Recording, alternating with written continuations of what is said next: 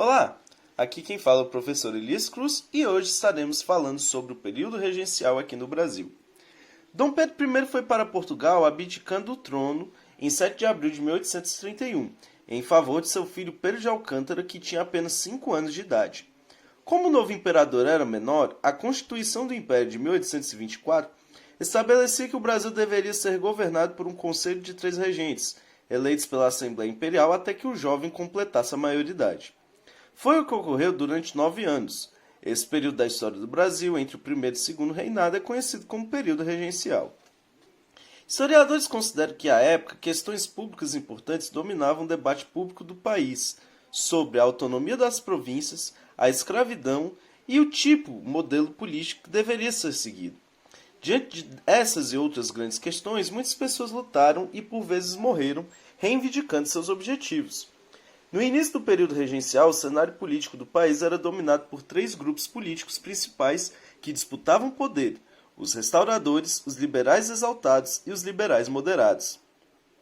Em 1834, Dom Pedro I morreu em Portugal aos 36 anos de idade. Com sua morte, não havia mais motivo para a existência do grupo que desejava reconduzi-lo ao poder, os restauradores. Por volta de 1837, o grupo dos liberais moderados dividiu-se em 2 alas, que passaram a dominar a cena política brasileira e a disputar o poder. Essas alas costumam ser chamadas de os progressistas, que defendiam um governo forte centralizado no Rio de Janeiro, mas estavam dispostos a fazer concessões aos liberais exaltados, e os regressistas, que não estavam dispostos a fazer concessões aos liberais exaltados. Eram favoráveis ao fortalecimento do poder legislativo, centralizado no Rio de Janeiro, e contrários à liberdade administrativa nas províncias.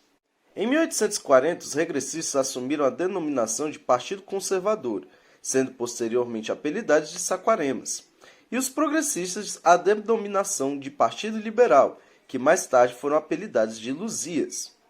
Alguns historiadores consideram que, do ponto de vista ideológico, conservadores e liberais tinham poucas diferenças entre si. Esses 2 grupos dominaram o cenário político do segundo reinado, a partir de 1840. O período regencial costuma ser dividido em 3 momentos: o primeiro da regência trina provisória, o segundo da regência trina permanente e o terceiro das regências unas. Como havia eleições e troca de governantes após o cumprimento do mandato do período regencial, alguns historiadores apontam que o sistema político desenvolvido na época tinha certa semelhança com a experiência republicana. Esse período foi marcado também por grandes disputas políticas que se expressavam nos jornais, nos debates no parlamento e várias vezes em revoltas ocorridas nas províncias. Para solucionar muitas dessas revoltas, os líderes governistas criaram em 1831 a Guarda Nacional, uma polícia de confiança das autoridades e dos proprietários rurais. O maior posto do comando da Guarda Nacional, com o título de coronel, que não deve ser confundido com o de coronel do Exército, era concedido pelo governador aos fazendeiros. Os demais postos eram ocupados por homens de confiança dos coronéis, razão pela qual a instituição ficou conhecida como Guarda dos Coronéis. Uma das figuras de destaque da regência trina permanente foi o padre Diogo Antônio Feijó, nomeado ministro da Justiça. Sua principal preocupação era garantir a ordem pública, que tanto interessava aos moderados, buscando acabar com as agitações populares e as revoltas militares que se opunham ao governo central. Em 1834, numa tentativa de harmonizar as diversas forças em conflito no país, grupos políticos, como o dos moderados, promoveram uma reforma na Constituição do Império, mediante a promulgação do Ato Adicional. De acordo com o Ato Adicional de 1834, a regência deixava de ser trina para tornar-se una, isto é, seria exercida por uma única pessoa com mandato de 4 anos.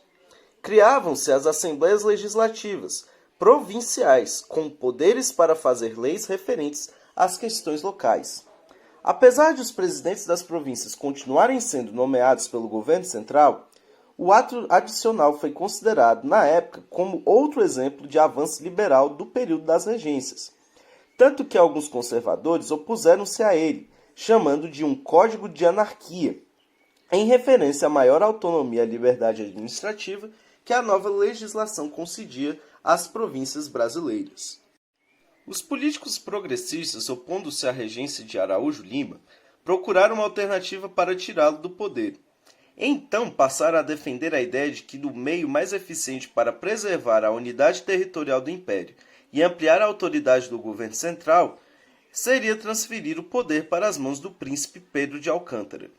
O príncipe ainda era menor de idade, mas a Assembleia Geral tinha poderes para antecipar a maioridade do herdeiro do trono brasileiro. Com esse propósito, foi fundado o Clube da Maioridade. A tese defendida pelo Clube da Maioridade teve apoio dos grupos de proprietários rurais, grandes comerciantes, uniu políticos progressistas e parte dos regressistas. Para eles, a figura de um imperador do qual emanaria a unidade do Estado seria essencial para pôr fim às revoltas provinciais e, desse modo, restabelecer a ordem social que interessava a grandes proprietários de terra e senhores de escravos. Em 1840, a Assembleia Geral aprovou a tese da maioridade, no episódio conhecido como Golpe da Maioridade. Pedro de Alcântara, com 15 anos incompletos, prestou juramento como imperador à Assembleia Geral em 1840. Tinha início o segundo reinado, período que durou quase meio século.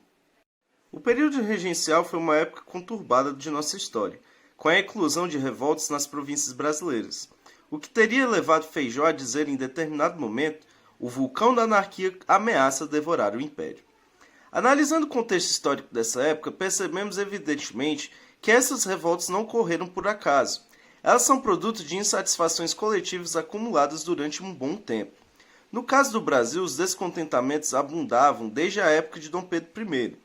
Como os governos regenciais não foram capazes de eliminar suas causas, as insatisfações acabaram manifestando de forma violenta e explosiva. De 1835 a 1840, explodiu a cabanagem no Pará e durou 5 anos.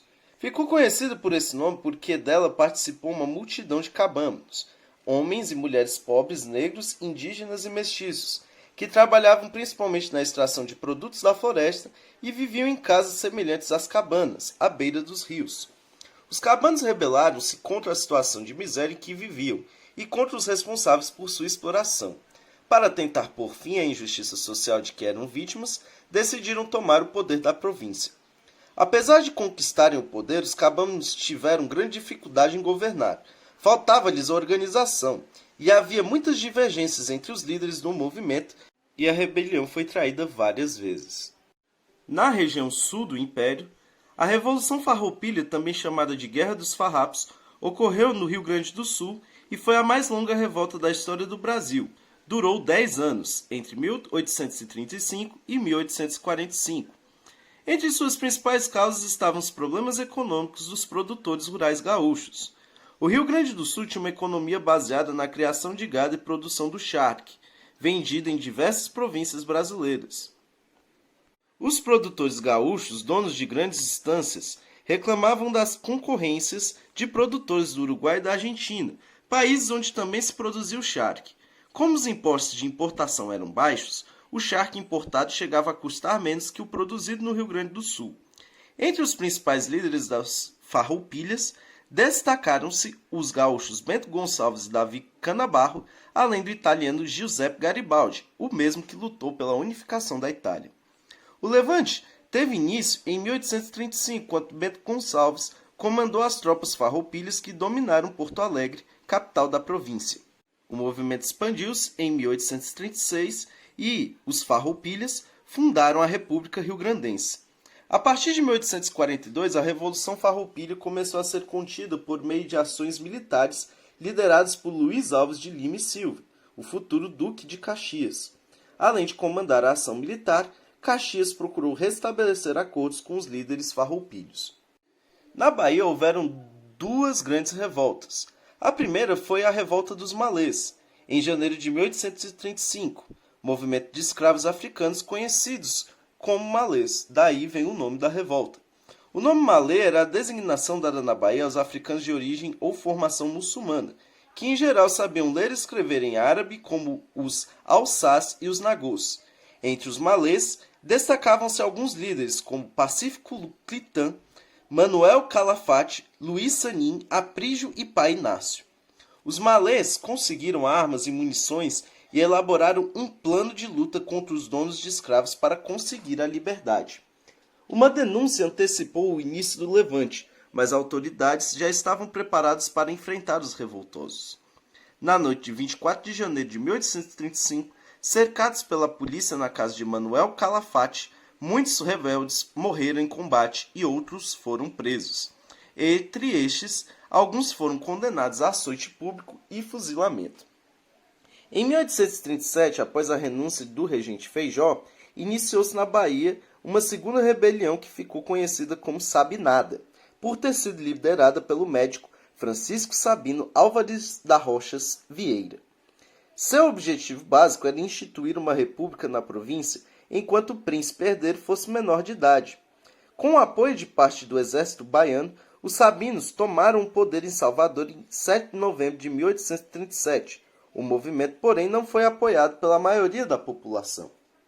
Diferente da cabanagem, que foi uma revolta popular, e da revolta das Malês, que foi um levante escravista, a Sabinada foi uma rebelião coordenada por homens cultos e de posses da cidade de Salvador. Seu interesse era apenas de conseguir a autonomia temporária da província em relação ao governo regencial, para atender a seus anseios imediatos de manter um governo até a posse do Pedro de Alcântara. Em 1838, teve início na província do Maranhão uma revolta popular que ficou conhecida como Balaiada, porque um dos seus principais líderes, Manuel Francisco dos Anjos Ferreira, era fazedor de balaios. Nesta época, a economia agrária do Maranhão estava em crise. Sua principal riqueza, o algodão, vinha enfrentando queda de preço e perda de compradores no exterior, devido à forte concorrência do algodão produzido nos Estados Unidos. Havia também muita insatisfação entre os profissionais urbanos maranhenses que formavam o chamado grupo dos bem-te-vis, designação dada na época aos liberais exaltados na região. Foram os bem-te-vis que incitaram a revolta contra os grandes fazendeiros da província, conseguindo a adesão dos sertanejos pobres. Deram início ao levante em dezembro de 1838. O poder acabou sendo entregue aos bem-te-vis, que nesse momento, assustados com o desenrolar dos acontecimentos, já estavam mais preocupados em conter a rebelião dos sertanejos do que em apoiá-la. Para combater a revolta dos balaios, o governo imperial enviou tropas comandadas pelo então coronel Luiz Alves de Lima e Silva. Nessa altura, os bem-te-vis, que já haviam abandonado os sertanejos e apoiavam abertamente as tropas governamentais, travaram um combate árduo e violento. A perseguição só terminou em 1841, quando já tinham morrido cerca de 12 mil sertanejos escravos.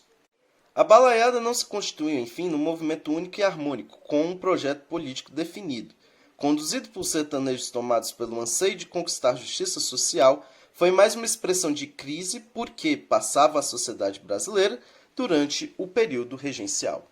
Enfim, espero que vocês tenham gostado. Não deixem de curtir o vídeo, assinar o canal e compartilhar esse vídeo entre seus amigos, para que a disciplina de História se torne um tanto mais relevante no cenário nacional. Valeu!